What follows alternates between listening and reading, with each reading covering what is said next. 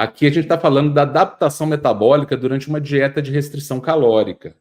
Quando a pessoa entra numa dieta de baixa caloria e ela já está desnutrida, o que vai acontecer? Ela vai restringir, ela vai desnutrir mais ainda.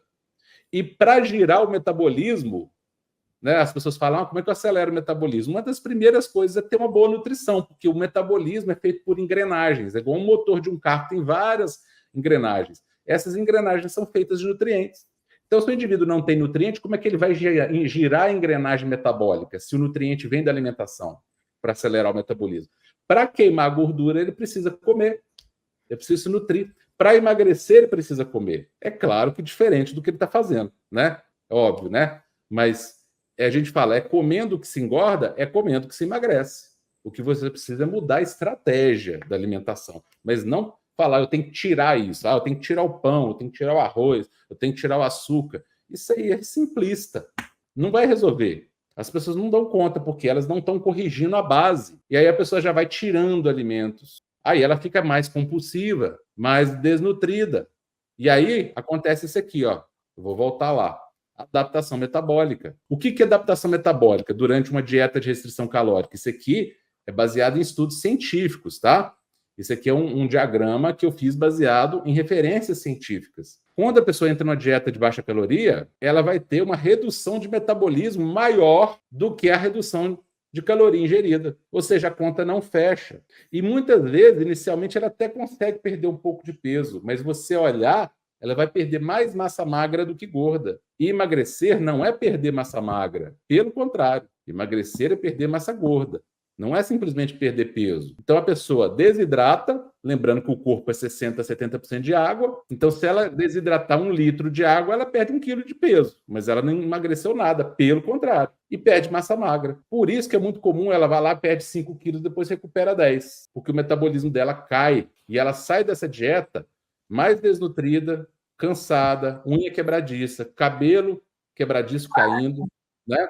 Desanimada, a pele despenca, porque o colágeno vai para o espaço, o colágeno precisa de nutriente para se formar no corpo, e agora com o metabolismo ainda mais baixo do que ela estava antes, a tendência de engordar muito maior e mais dificuldade de emagrecer. Por isso que as pessoas, a cada ciclo de dieta que elas fazem, elas têm mais dificuldade de emagrecer depois, em seguida, porque fizeram errado, fizeram contagem de caloria, fizeram restrição alimentar pura e simples. Então, olha aqui a quantidade de alterações, eu não vou entrar no mérito de cada um dos hormônios, mas só para vocês verem como é que ao prejuízo ao equilíbrio hormonal quando ocorre essa restrição calórica. Olha a leptina, que é o hormônio da saciedade. Vai haver um aumento da fome, uma redução de taxa metabólica basal, que a pessoa vai querer comer mais, ficar mais compulsiva, e o metabolismo mais baixo, vai acumular mais gordura. A grelina, que é o hormônio da fome, ao contrário da leptina, né, que a leptina vai piorar a ação dela, quer dizer, vai induzir menos saciedade. Aqui, a grelina vai aumentar e vai promover mais fome. Ela promove fome durante a restrição calórica. Aí a pessoa fica com muita fome. Ela não consegue manter aquilo ali. Não é real.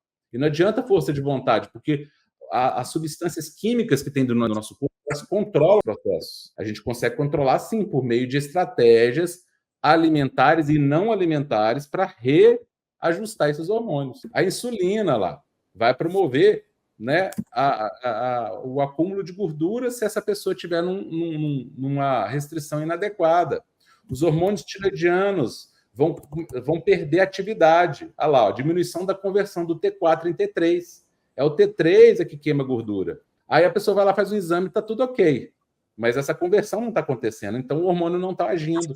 Então, o que acontece? Olha aí o hormônio tiroidiano. Aí a pessoa faz o exame, não tem problema da tireoide, então estou fazendo a reposição hormonal, está tudo ok. Só que não, né? Porque a restrição calórica levou uma diminuição na conversão de T4 em T3. Olha lá, ó, redução na conversão de T4 em T3. E é o T3 que age.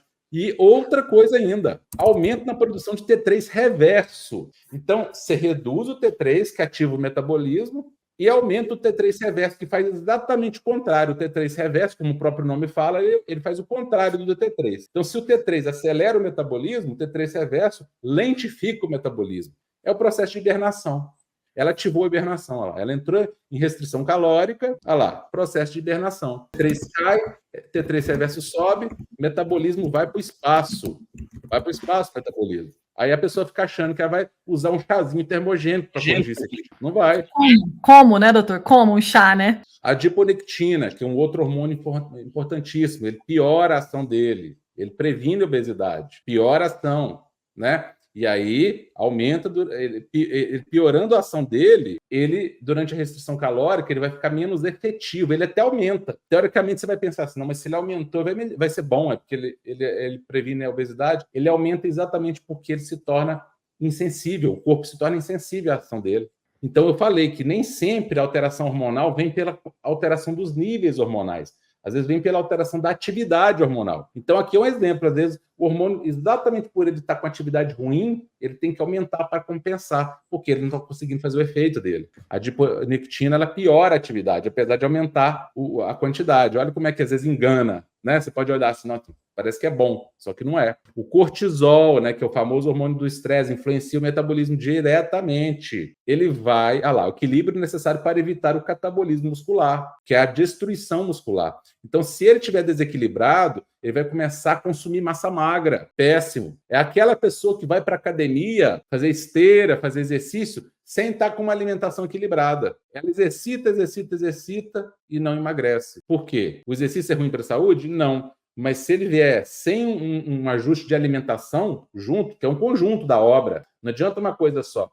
Algo que poderia ser benéfico, numa determinada situação, pode ser maléfico. E o exercício físico executado numa pessoa que está com uma alimentação desequilibrada, consequentemente, com um metabolismo desequilibrado por causa do desequilíbrio hormonal, vai fazer com que esse indivíduo vai extrair energia de onde? Está lá fazendo exercício. Ele deveria extrair energia da gordura, né? Para emagrecer. Só que como ele está com desequilíbrio hormonal, ele vai tirar energia do quê? Do músculo. Vai consumir músculo. Vai perder massa muscular. Vai perder metabolismo, vai ficar pior. Em vez de melhorar, você bem fala, está tirando de energia de onde não tem. Então, olha aqui, só nessa figurinha, quantos hormônios ligados? Isso aqui só uma amostrinha bem humilde da quantidade de hormônios que estão envolvidos, muito além desses aqui. Só que, leptina, grelina, insulina, hormônios tiroidianos T3 e T4, adiponectina, cortisol, GH, falei do GF1, né? Tem a milina, tem as incretinas, tem outros produzidos pelas células musculares, tem hormônio produzido pelo coração, pelos rins e muito mais. A lista aqui vai longe. Hormônios produzidos pelos ovários, pelos testículos, pelas glândulas suprarrenais, o conjunto da obra. Então, você pode trabalhar para reajustar esses hormônios e trazê-los de volta, mas isso não é condenação, né? Essa que é a notícia boa.